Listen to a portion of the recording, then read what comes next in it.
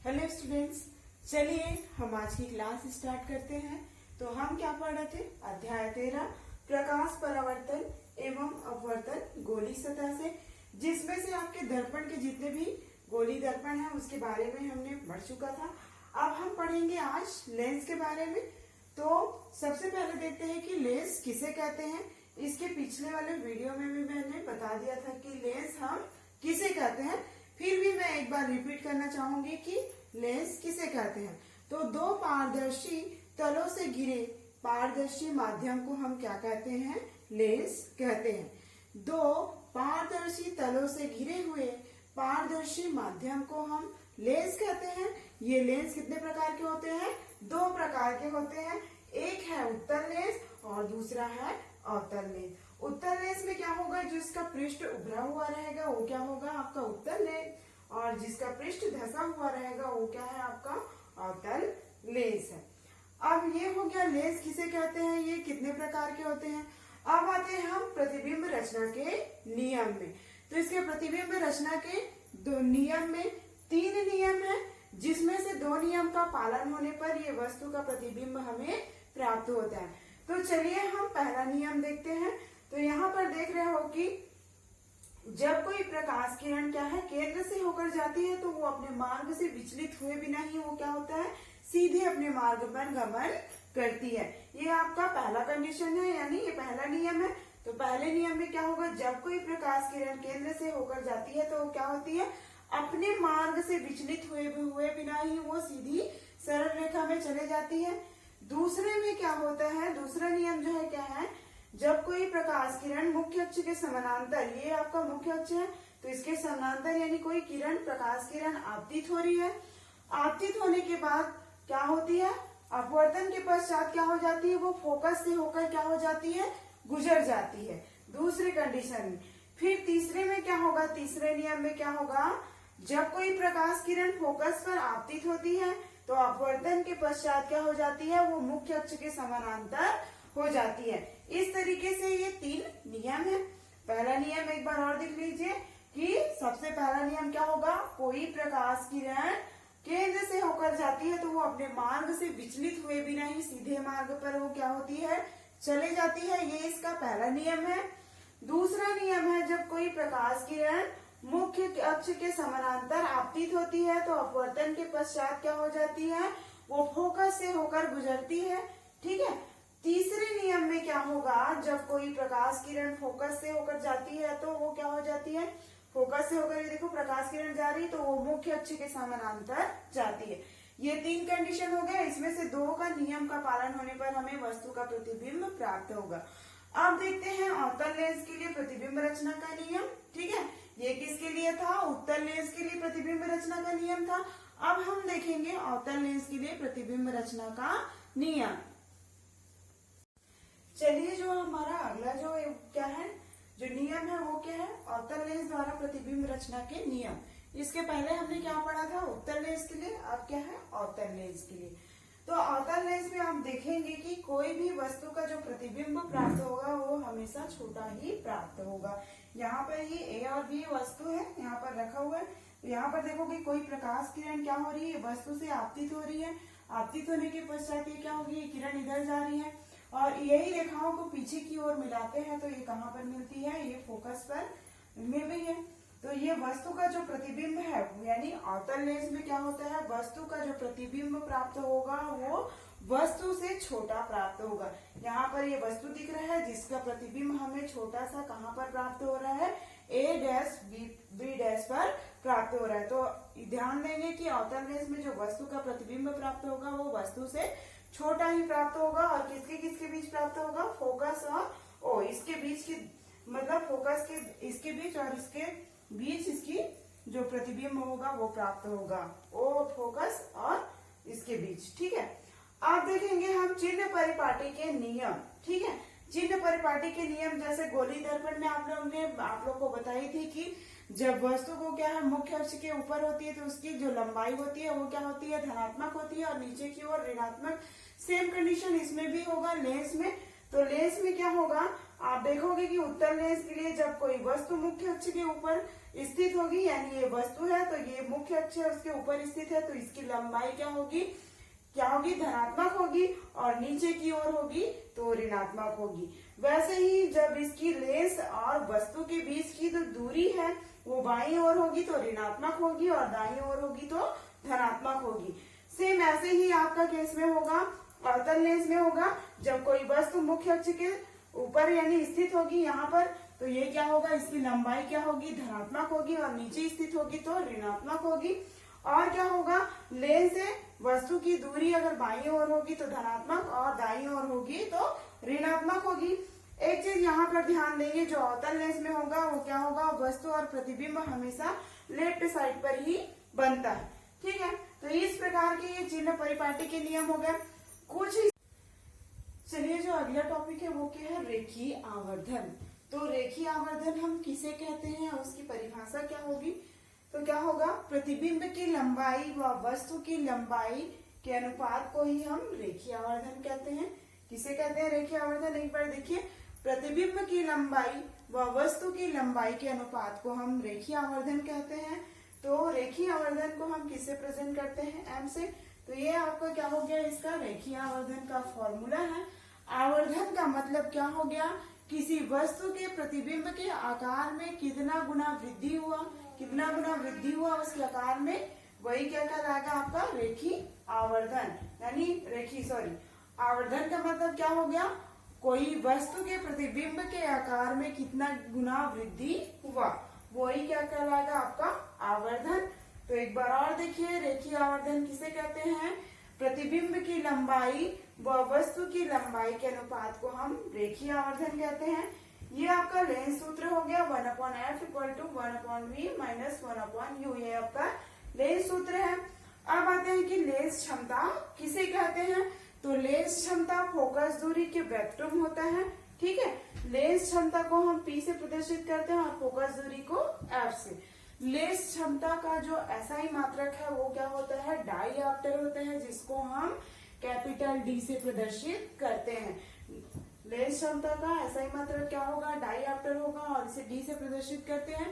कई बार 1 नंबर के क्वेश्चन में पूछा जाता है कि लेंस क्षमता का SI मात्रक क्या होता है, इसे किससे प्रदर्शित करते हैं, तो ये आप लोग को याद होना चाहिए। इस तरीके से जो आपका चैप्टर है अध्याय 13 प्रकाश गोली दर्पण में अपवर्तन समतल सतह से, ये वाला चैप्टर यानी अध्याय 13 आप लोग का कंप्लीट होता है। इसके कुछ जो परिभाषाएं हैं लेंस से संबंधित वो किसके समान है, आप लोग को जो गोली दर्पण में समझाई थी उसके कंडीशन, जैसे 6 कंडीशन यानी 6 नियम वैसे ही हैं, उसी से रिलेटेड है, तो आप लोग खुद से ही उसका अध्ययन करेंगे। अब हम नेक्स्ट चैप्टर की ओर बढ़ते हैं जो कि केमिस्ट्री से रिलेटेड है, यानी हम ये आपका चैप्टर पूरी तरीके से ये समाप्त होता है। अगला जो हमारा चैप्टर है वो क्या है, अध्याय 4 तत्वों का वर्गीकरण। तो चलिए हम अध्याय 4 की ओर चलते हैं। तो चलिए हम अध्याय 4 देखते हैं, तत्वों का आवर्ती वर्गीकरण। तो इसमें हम तत्वों के बारे में पढ़ेंगे। तो इसके पहले कुछ बताना चाहूंगी कि तत्वों को 1 से 18 वर्गों में बांटा गया है। ठीक है, और इसके कितने ब्लॉक होते हैं, 4 ब्लॉक होते हैं, S block, P block, D block और F ब्लॉक। ठीक है, तो आगे मैं और भी इसका डिटेल बताऊंगी। तो सबसे पहले आप लोग क्या करते हैं, हमारे आसपास देखे होंगे कि बहुत सारे पदार्थ पाए जाते हैं जो कि तत्व, यौगिक और मिश्रण के रूप में होते हैं। तो इसके अंतर्गत, इस चैप्टर के अंतर्गत हमारा पहला पॉइंट जो क्या है, तत्व, तब और अब। मतलब पहले कैसे तत्व पाए जाते थे और अब कैसे, मतलब किस रूप में पाए जाते थे।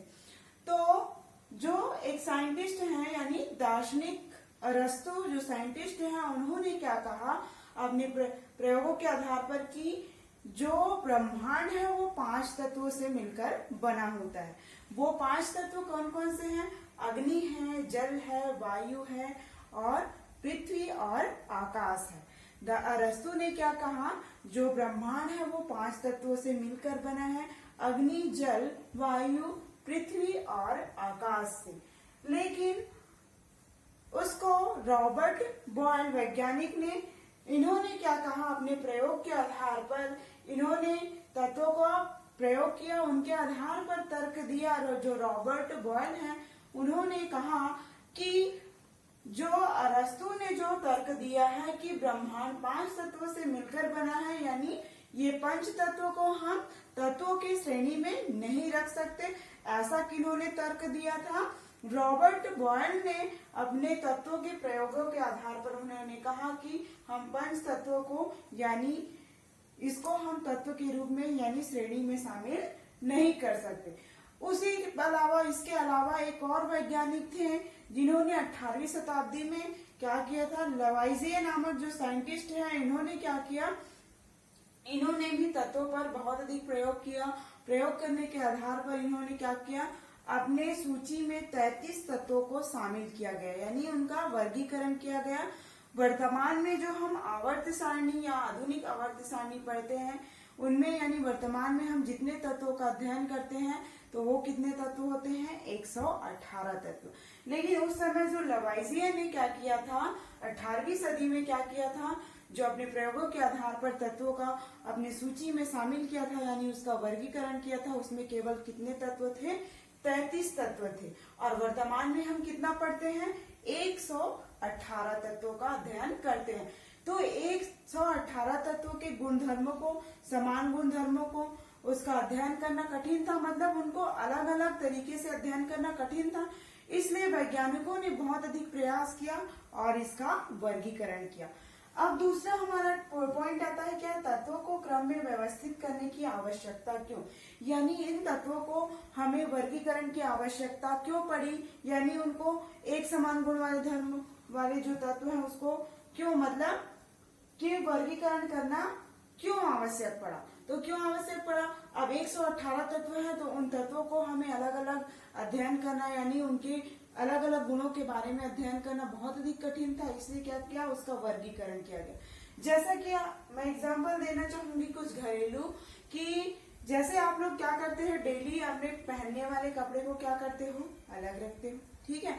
उसमें भी पहनने वाले कपड़ों में भी आप लोग बिछाने वाला कुछ चीजें हो गई उसको अलग रखते हो, या फिर हम ओढ़ने वाले जो चादर रहते हैं उसको अलग रखते हैं। पहनने वाले और भी कपड़ों में है, जैसे ठंड के कपड़े हो गए, गर्मी के कपड़े हो गए, उसमें से हम कंबल को अलग रख देते हैं जो ठंड में यूज होने वाले हैं, गर्मी में जो यूज होने वाले कपड़े। इस तरीके से हम क्या करते हैं? वर्गीकरण करते हैं। क्यों करते हैं? क्योंकि हमारी सुविधा के लिए क्या करते हैं, हम घर में जो उपयोग करने वाले कपड़े हैं उसको गुणधर्म यानी उपयोगिता के आधार पर उसका वर्गीकरण करते हैं, मतलब जो हमें आसानी से मिल जाए, यानी हमें उसे ढूंढना ना पड़े। जैसे एक और एग्जांपल लेना चाहेंगे कि दुकानदार, आप लोग शॉप में जाते हो सामान खरीदने, किराने का सामान, तो उसे आप कुछ भी सामान मांगते हो तो क्या करते हैं, फटाफट निकाल के आप लोग को वो सामान जो आपको चाहिए रहता है वो देते हैं। क्यों देते हैं? क्योंकि उन्होंने क्या किया है, क्रमबद्ध तरीके से अपने जितने भी सामान है उसको व्यवस्थित किए हुए हैं। इससे क्या होता है, जो सामने वाला शॉप वाला व्यक्ति है उसके भी मतलब क्या होता है, समय का बचत होता है और उसे किसी भी चीजों को ढूंढने में ऊर्जा की उसकी खपत नहीं होती। उसी प्रकार हमें वैज्ञानिकों ने क्या किया, तत्वों को उसके अलग अलग गुणधर्मों के हिसाब से अध्ययन करना कठिन था, इसीलिए उन्होंने क्या किया, वर्गीकरण किया और एक समान गुण वाले तत्वों को वर्ग 1 में रखा, फिर समान गुण वाले तत्वों को वर्ग 2 में रखा। इस प्रकार से उन्होंने वर्गीकरण किया। क्यों? क्योंकि तत्वों को हम आसानी से याद कर सके और उसका अध्ययन कर सके। अगला जो हमारा पॉइंट है वो क्या है, डॉबे-राइनर का त्रिक नियम। तो नाम से ही समझ रहे हैं, त्रिक यानी 3, ठीक है। तो ये डॉबे-राइनर है वो क्या है, जर्मन वैज्ञानिक है जो डॉबे-राइनर है, ठीक है। तो इन्होंने क्या किया, समान गुण वाले तत्वों को उनके परमाणु भार के बढ़ते हुए क्रम में इन्होंने रखा। तो देखा, जैसे कि हमें क्या ले लेते हैं, कार्बन ले लेते हैं उदाहरण के रूप में, नाइट्रोजन और ऑक्सीजन, ये 3 तत्व हैं। तो इन तीनों तत्वों के समान गुण वाले हैं ये तीनों तत्व, तो इनको हम क्या करते हैं, ये समान गुण वाले तत्व हैं, तो इनको परमाणु भार के बढ़ते हुए क्रम में रखेंगे। तो कार्बन का कितना होता है, 12, नाइट्रोजन का 14 और ऑक्सीजन का 16। तो इस प्रकार ये समान गुण वाले तत्वों को हम उसके परमाणु भार के बढ़ते हुए क्रम में रखते हैं। तो जो मध्य वाला तत्व है यानी बीच वाला तत्व है उसका जो परमाणु भार है, यानी ये नाइट्रोजन का परमाणु भार कितना है आपका 14 है। तो ये क्या होगा, बीच वाले तत्व का जो परमाणु भार है बाकी के दो तत्वों के औसत माध्य होगा। औसत माध्यमान निकालना आप लोग को आता है। जैसे मैं एग्जांपल लूंगी 12 और किसको कार्बन के परमाणु भार और किसको ऑक्सीजन को, दोनों को जोड़ दूंगी और क्या है औसत मध्यमान निकालने के लिए बटे 2 यानी 2 संख्या है। तो 16 और 12 कितना हो गया, 6 और 2 8, 8 और 2 28 बटे 2। तो इसको 2 से आप काटोगे तो 2 एकम 2, 2 एकम 2, 2 चौक 8। तो ये आपका क्या हो गया 14। तो आप देख रहे हो कि डाबेरेनर का त्रिक नियम में क्या होगा, समान गुणधर्म वाले तत्वों को उसके परमाणु भार के बढ़ते हुए क्रम में रखा। तो बीच वाले जो मध्य वाले तत्व है उसका परमाणु भार बाकी दोनों तत्वों का औसत माध्य होता है। हमने निकाला है ना दोनों तत्वों का औसत मान यानी मध्यमान, यानी कार्बन और ऑक्सीजन का औसत मध्यमान निकाले हैं। तो हमें क्या प्राप्त हुआ था 28 बटे 2, यानी ये दोनों को जोड़ दिए तो 28 और बटे 2 काटे तो कितना हुआ 14। तो आप देख रहे हो कि इन दोनों ही तत्वों का मध्यमान ये बीच वाले तत्वों का परमाणु भार। उसी प्रकार से हम एक और एग्जाम्पल ले लेते हैं। चलिए आप लोग का, जैसे आपका क्या हो गया लिथियम, ठीक है, लिथियम का आपका परमाणु भार कितना होता है 6.9, ठीक है। उसी प्रकार हम ले लेते हैं सोडियम, तो सोडियम का परमाणु भार कितना होता है 23, ठीक है। और क्या होगा आपका पोटेशियम का परमाणु भार होता है 39.1। तो इस प्रकार ये लिथियम, सोडियम और पोटेशियम, ठीक है। तो इसमें क्या होगा, ये तीनों ही तत्व समान गुण वाले हैं। तो इन तीनों तत्वों को हम उसके परमाणु भार के बढ़ते हुए क्रम में रखे हैं। देखो आपका क्या है, पहला 6.9 है, दूसरा 23 है, तीसरा 39.1 है। तो इसके परमाणु भार बढ़ते हुए क्रम में है। अब देखेंगे कि जो हमारा सोडियम का परमाणु भार 23 है, तो हम देखेंगे कि बीच वाला जो तत्व है वो क्या है, इन दोनों का औसत माध्य होता है। तो चलिए इसको भी हम निकाल लेते हैं। तो किसका किसका हमें निकालना है, 6.9 प्लस क्या है 39.1 बटे 2 क्या हो जाएगा। अब हम इसको जोड़ेंगे 6.9 को 39.1, तो 9 और 1 क्या हो गया 10 हो गया, ठीक है। अब ये क्या हो गया 9 और ये क्या हो गया 10, 10 और 6 क्या हो गया 16। तो ये क्या हो जाएगा आपका 1 इधर आएगा तो 46, तो ये क्या हो जाएगा 46 पॉइंट, तो ये क्या हो जाएगा आपका 46.0। 0 को नहीं भी लिखोगे तो भी चलेगा बटे 2। अब क्या है इसको काटोगे तो 2 एकम 2, 2 दूनी 4, 2 तिया 6, तो ये कितना है आपका 23।